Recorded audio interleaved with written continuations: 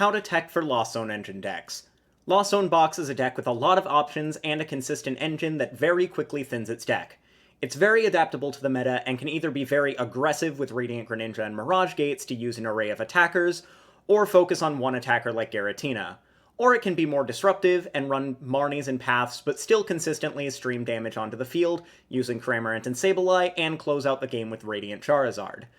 Although this deck has a lot of options and is very adaptable, it can get a little bricky at times.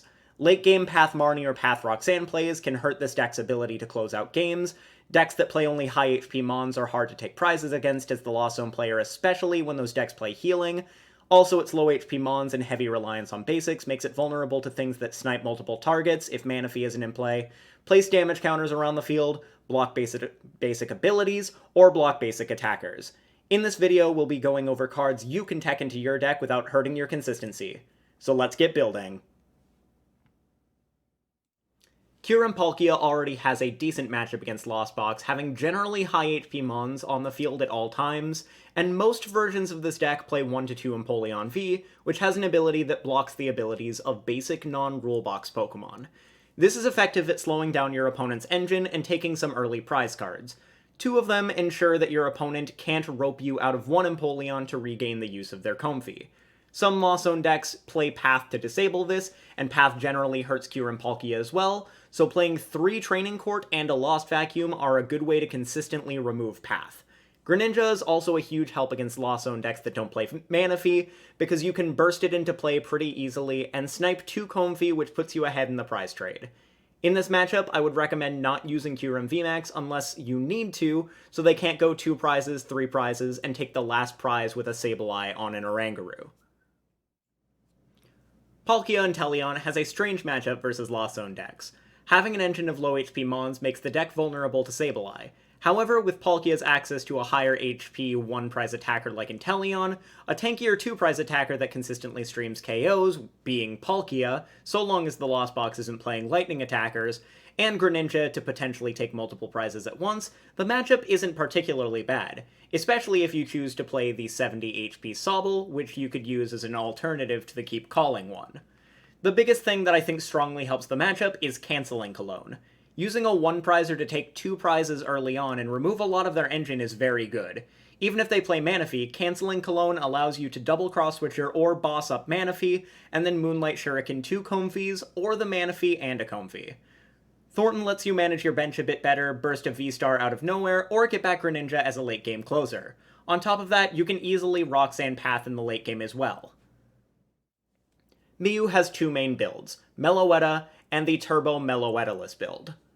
Mew struggles with Lost Zone decks that play Drapion or Heavy Path, and can also get surprised by a Thornton into a Star Requiem versus the Giratina build.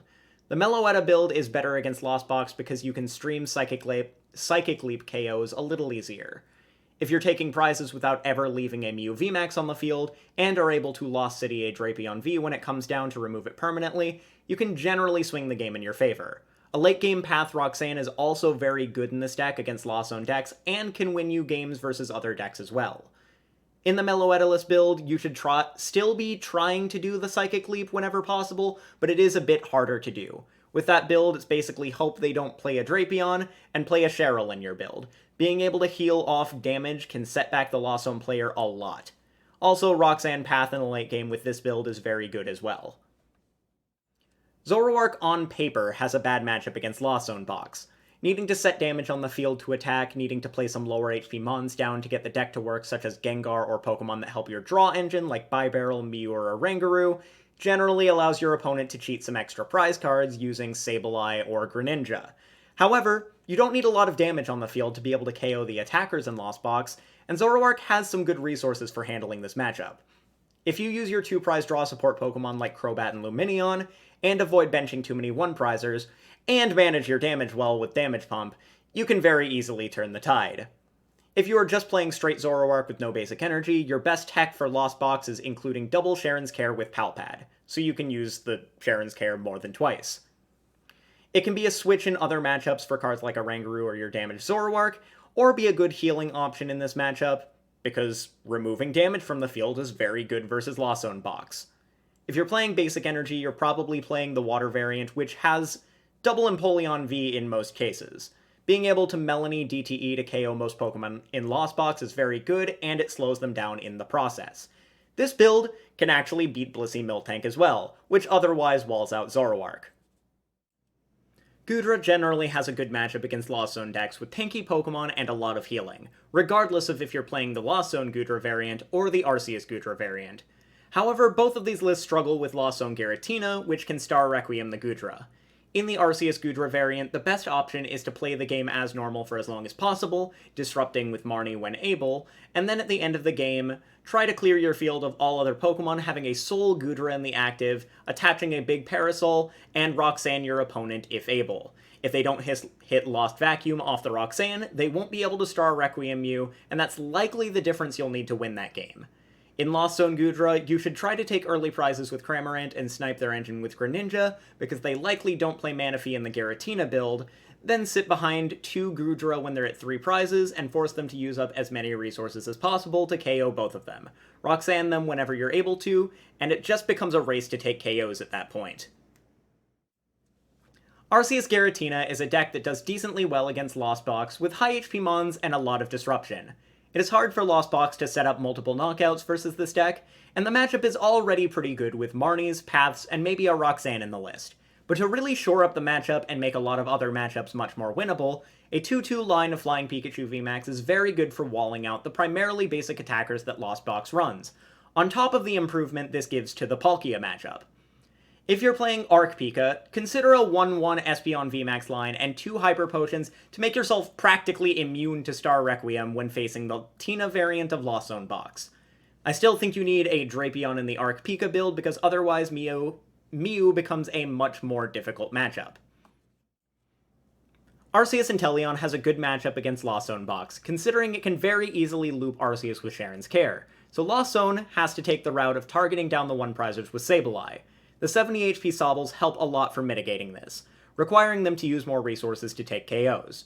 Other than this, Arceus also has a lot of resources at its disposal, being able to disrupt when they don't need to heal, using Marnie and Roxanne, and running 2 Pal Pads to reuse any supporters it needs to.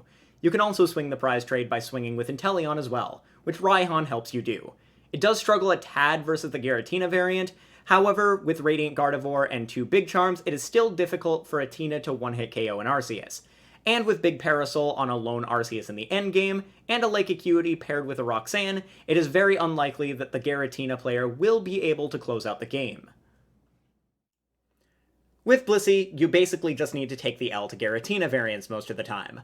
Them having a Shred Attack and an attack big enough to one-hit KO your Blisseys, unless you cape and they can't modify damage up to 300, and having Cramorant as an additional Miltank counter and Sableye and Zigzagoon to fix math and make it where you can't out-heal them, it's a hard matchup. However, it isn't entirely unwinnable. If you play Heavy Sharon's Care and they can't modify up to 300, you may be able to run them out of resources. This further helps versus other Lost Zone variants as well, but you basically auto-win Greninja Lost Zone variants aside from Tina.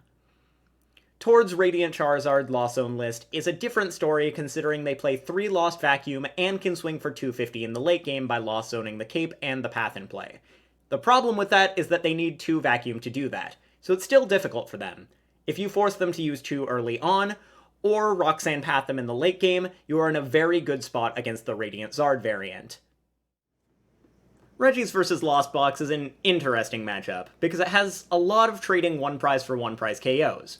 Generally, Regi has the advantage because it's hard for Lost Box to consistently KO Pokemon with over 120 HP, and most Regis have 130.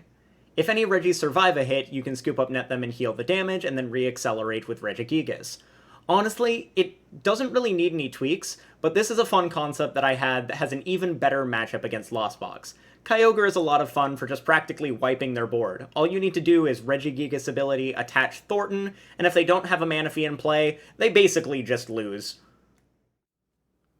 Rapid Strike Urshifu is in a weird spot in the format right now, but I think it's really good against Lost Zone Box. I think the Lost Zone variant of Rapid Strike Urshi is outclassed by other variants, but here are 2 builds of Urshi that I think do very well against Lost Zone Box. The first one is an updated Urshi Intellion list that plays a decent amount of things that can place damage counters around the field, and Metacham to Yoga Loop any of the low HP targets. The plan with this deck is keep calling turn 1, Gale Thrust turn 2 while getting as many Drizzile into play as possible and an Octillery. Then on the following turn, Quick Shooting, Net, Quick Shooting, Zigzagoon Ping, Tower of Waters into Medicham, Yoga Loop, take another turn, go back up, and Rapid Flow. That's a three prize swing turn versus a 1-prizer deck. This can be hard to do if they target down a Drizzile, so there is a rare candy in the list, so you can potentially Irida for rare candy, and Intellion to try to pull off the combo anyway. If you can't pull this off, it's not as if you've lost the game. You're a high HP attacker that takes prizes for 1 energy, and you play Cheryl to heal off damage. You can also just set up for the late game Yoga Loop play to close out the game anyway. The other variant is the turbo build of Urshifu that utilizes an aggressive Melanie engine with double Empoleon and Banette to be able to streamline rapid flows throughout the game. I enjoy this list a lot because it can swing very early with Empoleon on turn 1 by going Melanie into Rapid Strike energy. Then you can just move the energy onto your second Empoleon. You're effectively locking the Lost Zone player out of the game unless they Path or Cologne you, in which case you still took the first prize and have 2 attackers set up. And finally, we come back around full circle to the Lost Zone Mirror. A lot of times the Lost Zone Mirror ends up being just whoever can take prizes first and set up multi-prize turns more effectively. Some players play an Empoleon for the Lost Zone Mirror, but I think that's incorrect as 1. Some Lost Zone decks play Path, 2. Lost Zone decks don't generally run Melanie and you don't want to rely on gates to power up your Empoleon because you only really want to use it in the early game, 3. Some Lost Zone decks play Cologne, and 4. Versus Lost Zone decks you're likely to be roped out of the active. Plus, I just don't think you ever really want to put 2 prizers in play in the mirror. If you want to win the Lost Zone Mirror, I'd recommend playing like 2 Canceling Cologne, because not only does it help you versus the multi-prize decks with Empoleon in them, but it also lets you be able to boss their Manaphy, then Greninja 2 Comfey or the Manaphy and a Comfey, effectively slowing down your opponent. Zigzagoon also helps you fix math in the mirror to take some cheeky multi-prize turns. This list is my personal favorite anti-Lost Zone box because it focuses on beating Lost Zone decks and Palkia decks, so feel free to try this one out for yourself. In short, play healing when able, and use engines that don't require you to put down fragile 1-prizers unless you can move them off the board at the right time. Marnie's and Roxanne slow down Lost Box decks tremendously, especially when paired with Path. Canceling Cologne is huge for swinging the prize trade if your opponent plays Manaphy, and Empoleon is good in decks that can reliably set up onto it early in the game. Don't tech Empoleon into everything. If the deck doesn't play Melanie, don't play Empoleon. And although cards like Ice Cube may seem tempting for the ability to block damage from basic attackers, Sableye will still be able to KO these because damage counters are not damage, so be wary of that when building your deck. If you want something that blocks basic attackers, go Flying Pikachu instead. I hope you enjoyed this video, and that it offered some insight in how to play against the Lost Zone box. Leave a like and subscribe if you enjoyed, and let me know in the comments below what decks you also need some help beating so I can get this series going. Catch y'all later.